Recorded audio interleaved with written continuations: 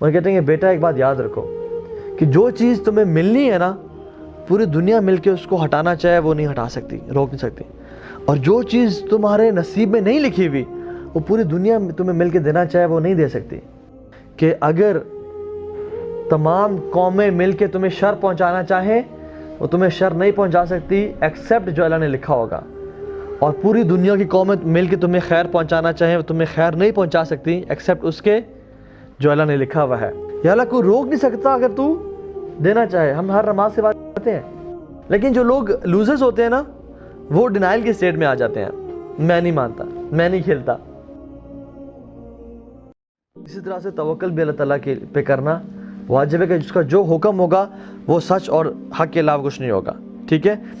ایک شخص تھا میرے پاس آیا، اس نے پرابلمس اپنے شیئر کیے، ہی واز somehow disgruntled کہ میرے ساتھ ایسا کیوں ہو رہا ہے، پرابلمس کیوں ہو رہے ہیں، I think there is no someone up there، اور مجھے لگتا ہے کہ وہ اس بات پہ آ گیا حتیٰ کہ بیکاز آف لیک آف ایمان and awareness, lack of knowledge, کہ کوئی رب نہیں ہے، میں تو اتنی دعائیں کر رہا ہوں، میں تو سب کچھ مانگوں، کوئی اللہ ہی نہیں ہے، میں I have lost belief in Allah سبحانہ تعالیٰ۔ تو میں نے اسے بہت سارے آنسرز تھے، میں نے اسے کہا کہ دو باتیں، میں نے کہا کہ آپ پرابلم سے سفر کر رہے ہیں and you are very depressed, you have two options. ایک آپشن ہے کہ آپ ڈپریشن کے فیز کو گزاریں ود اللہ، اور ایک ہے کہ آپ اس فیز کو گزاریں وداؤٹ اللہ۔ ایک ود اللہ آپ فیس کریں، اللہ تعالیٰ پہ یقین ایمان رکھتے، اور without Allah choose your option. اگر آپ وداؤٹ اللہ کریں گے تو آپ کا جو ایک مزید جو ایک اسکورنگ پوائنٹ تھا کہ there someone who is listening to you at least, وہ بھی زیرو ہو جائے گا اور آپ کا ایمان بھی ہاتھ سے چلا جائے گا۔ اور کہتے ہیں کہ بیٹا ایک بات یاد رکھو کہ جو چیز تمہیں ملنی ہے نا، پوری دنیا مل کے اس کو ہٹانا چاہے وہ نہیں ہٹا سکتی، روک نہیں سکتی، اور جو چیز تمہارے نصیب میں نہیں لکھی ہوئی وہ پوری دنیا تمہیں مل کے دینا چاہے وہ نہیں دے سکتی۔ اللہ کے نبی نے عبداللہ بن عباس پیچھے بیٹھے ہوئے تھے سواری پہ، اسی سواری پہ، اور نصیحت کی کمال نصیحت ہے، کہا کہ احفظ اللہ یحفظک، تم اللہ تعالیٰ کی حدود کی حفاظت کرو، اللہ تمہاری حفاظت کریں گے۔ احفظ اللہ تجد تجاہک، تم اللہ کی حفاظت کرو، اللہ تعالیٰ کو تم ہمیشہ اپنے سامنے پاؤ گے۔ وَإِذَا اسْتَعَنْتَ فَاسْتَعِنْ بِاللَّهِ، جب بھی مدد مانگو تو اللہ سے مانگو۔ وَإِذَا سَأَلْتَ فَاسْأَلِ اللَّهِ، جب بھی سوال کرو تو اللہ سے سوال کرنا۔ اور پھر فرمایا کہ جان لو میرے بیٹے کہ اگر تمام قومیں مل کے تمہیں شر پہنچانا چاہیں وہ تمہیں شر نہیں پہنچا سکتی ایکسیپٹ جو اللہ نے لکھا ہوگا، اور پوری دنیا کی قومیں مل کے تمہیں خیر پہنچانا چاہیں وہ تمہیں خیر نہیں پہنچا سکتی ایکسیپٹ اس کے جو اللہ نے لکھا ہوا ہے۔ رفعت الاقلام وجفت الصحف، قلم اٹھا دیے گئے ہیں اور سیاہی ڈرائی ہو چکی ہے۔ The pens are raised and the ink is dry، اب یہ بات چینج نہیں ہونے والی۔ سبحان اللہ، کتنی امیزنگ بات ہے کہ جو ہونا ہے، اللہم لا مانع لما اعطیت، یا اللہ کوئی روک نہیں سکتا اگر تو دینا چاہے۔ ہم ہر نماز کے بعد کرتے ہیں ولا معطی لما منعت، اور تو اگر دینا چاہے تو کوئی روک نہیں سکتا، تو اگر روکنا چاہے تو کوئی دے نہیں سکتا۔ ولا ينفع ذا الجد منک الجد، کسی کی پروجنی، کسی کی کاسٹ، کسی کی بادشاہت اسے فائدہ نہیں پہنچا سکتی جب تک تو نہ چاہے۔ So it's very important. Umar bin Khattab رضی اللہ عنہ کہا کرتے تھے کہ my heart is at peace, میرا دل بہت سکون میں اور چین میں ہے، because of knowing what Allah has destined for me will come to me, can never miss me. جو اللہ نے میری تقدیر میں لکھا ہوا ہے it can never miss me, اور بیکاز آف نوئنگ کہ جو چیز میرے تقدیر میں نہیں لکھی ہوئی وہ مجھے کبھی مل کے نہیں رہے گی، تو میرا دل مطمئن ہے، سکون ہے، چین میں ہے، ٹھیک ہے۔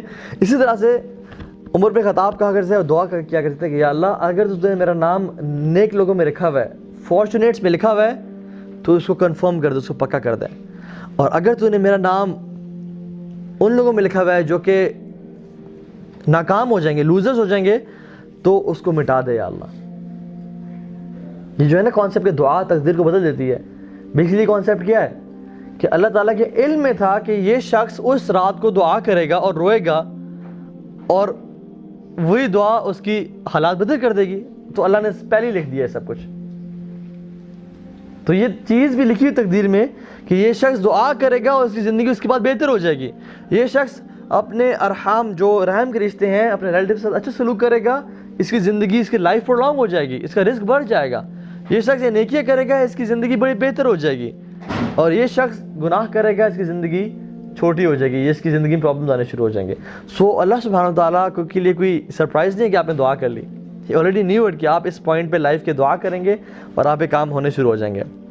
میرے جو شیخ ہیں ان کے شیخ نے ایک نصیحت کی اور کہا کہ پتر اگر تیری دعا قبول ہو جائے نا تو الحمدللہ پڑھیں, اور اگر تیری دعا قبول نہ ہو تو پھر 100 دفعہ الحمدللہ پڑھیں. میں نے کہا شیخ کیوں؟ میں نے کہا اگر تیری دعا قبول ہو رہی ہے تو دیٹ مینس کہ جو تم نے چاہا وہ ہو گیا, اور اگر تیری دعا قبول نہیں ہوئی تو پھر 100 دفعہ پڑھی الحمدللہ, کیونکہ جو رب نے چاہا وہ ہو گیا, اور تمہارے چاہنے سے رب کا چاہنا بہت بہتر ہوتا ہے. اس کے فیصلے تمہارے چاہنے سے بہت بڑے عظیم ہوتے ہیں, کیونکہ ہمیں تو نظر ہی کچھ نہیں آ رہا, ہم تو چھوٹے موٹے فائدے دیکھ رہے ہیں, لیکن اس رب کے سامنے ہر چیز کی پکچر ہے. لیکن جو لوگ لوزرز ہوتے ہیں نا, وہ ڈینائل کی اسٹیٹ میں آ جاتے ہیں, میں نہیں مانتا, میں نہیں کھیلتا, میں نے نہیں کھیلنا. ان میں عاجزی ان کے سارے نہیں ہوتی. جو وہ ضدی لوگ ہوتے ہیں بیسیکلی, وہ ضد پہ اڑے ہوئے ہوتے ہیں کہ نہیں یہ چیز مجھے سمجھ نہیں آ رہی اور یہ چیز میری مرضی کے مطابق. ان میں جھکنا نہیں ہوتا, ان میں ہیوملٹی نہیں ہوتی. امیجن ایک کچھ دروازے لائف پہ ایسے بھی آتے ہیں جو کہ جن کی ہائٹ چھوٹی ہوتی ہے, جن میں جھک کے گزرنا ہوتا ہے ان میں سے, لیکن ایسے لوگ یہ کھڑے رہتے ہیں, پیچھے لائن لگی ہوتی ہے ایسے متکبرین کی کہ ہم نے نہیں جھکنا, ہم نے نہیں گزرنا. حالانکہ کوئی عقلمند اور سیاڑا انسان آتا ہے اور وہ جھک کے گزر کے نکل بھی جاتا ہے, آگے بھی چلا جاتا ہے اور اپنے چیزوں کو پا لیتا ہے. سو جھکنے میں اور اللہ تعالیٰ کے فیصلوں میں جھک جانا اور سمینا و اطاعنا کر دینا, اس میں بہت خیر بھری ہوئی ہے. آپ نے کہیں پہنچنا ہے اور رات کو ایک ہی بس نکل رہی ہے اور آپ نے صبح پہنچنا ہے, اور اس بس میں سیٹ ہی نہیں ہے, بلکہ کھڑے ہونے کی جگہ بھی نہیں ہے, لٹکنے کی جگہ صرف. جو متکبر ہوگا نا, جو جھکتا نہیں ہوگا, وہ کہ نہیں, جب تک مجھے فرنٹ سیٹ نہیں ملے گی, جب تک مجھے جو میں سننا چاہتا ہوں وہ مجھے وہ پلے نہیں کرے گا ڈرائیور, جب تک مجھے بس ہوسٹس آ کے 5 دفعہ پانی نہیں سرو کرے گی تب تک میں نہیں جاؤں گا, تم لوگ جاتے رہو. یہ شخص کبھی اپنی منزل تک نہیں پہنچ سکتا. لیکن جو شخص ہے نا, چلو لٹک جاتے ہیں یار, دیکھ لیتے ہیں, پھر اگلے سٹاپ پہ کوئی سواریاں بس سے نکلیں گی, وہ اندر جا کے کھڑا ہو جائے گا. پھر اگلے سٹاپ پہ کوئی سواریاں پیچھے والی سیٹ سے نکلیں گی, وہ وہاں جا کے بیٹھ جائے گا. پھر اگلے سٹاپ پہ کوئی سواری فرنٹ سیٹ سے بھی نکل جائے گی, وہاں جا کے بیٹھ جائے گا اور اپنی منزل کو پہنچ جائے گا. تو جھکنے سے اور اللہ تعالیٰ کی اطاعت کرنے سے نا انسان منزل تک پہنچ جاتا ہے. کسی وقت کا کمپرومائز کسی وقت کی وکٹری ہوتا ہے, بات یاد رکھیں. ہو سکتا ہے آج کا کمپرومائز کل کی وکٹری ہو, لیکن لوگ ضدی بن جاتے ہیں. آپ کو پتہ ہے ریسرچ ہے کہ 98% لوگ جو قتل کی جاتے ہیں وہ ضدی لوگ ہوتے ہیں. وہ اتنے ضدی ہوتے ہیں کہ وہ دوسرے کو تنگ اتنا مجبور کر دیتے ہیں کہ وہ شخص الٹیمیٹلی مجبوراً اس کو قتل کرنے مجبور ہو جاتا ہے. سو اللہ کے سامنے ضد چلتی ہی نہیں ہے کسی کی, کیونکہ ہمارے پاس اتھارٹی نہیں ہے اور ہمارے پاس کچھ ہے ہی نہیں. سو آپ